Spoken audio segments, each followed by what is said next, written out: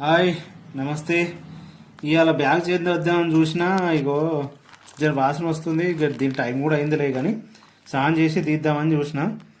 So ఇది ఇట్లుంటే ఇంకేమైందంటే bag cut చేద్దామని తీసి చూస్తే డబ్బా ఇగో ఈ భాగవతం చూడరు. ఇక కథ నేను బల్బం సీమల బల్బం గీసి ఒక దగ్గర పెడితే చూసుకోక మావిడ చేంజ్ చేసింది. ఇక అన్ని సీమలు పెట్టినాయి. ఇలా సీమలు తినేది ఏముందని అనుకుంటున్నారు కదా. ఇక చూడురి ఇక్కడ నల్లగా ఇది అంత ఉంది కదా. ఈ బ్యాగ్ ఉంది కదా, ఈ బ్యాగ్లో ఉంటుంది ఫిల్టర్ లాగా. ఇది దీంట్లో ఉంటుంది.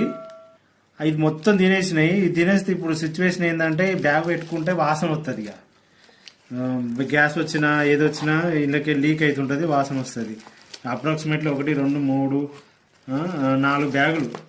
ఇక జర ఏం చేయాలంటే దీనికి ఒక టేప్ వేసుకోవాలి. ఇక ఇది అయిపోయేదాకా ఈ సీమలు చల్లకుండా ఇది వేసిన నా కథ. ఇది మా బాధ. ఏం చేద్దాం ముచ్చట. సరే మరి మీకు కూడా ఇట్లా జరిగి ఉంటే ఓన్లీ ఇలాంటి పేషెంట్లకి చెప్తున్నా. సో మా సిచ్యువేషన్ మీకు పెయిన్ అనిపిస్తే సబ్స్క్రైబ్ చేసుకోండి, లైక్ చేయండి. బాయ్.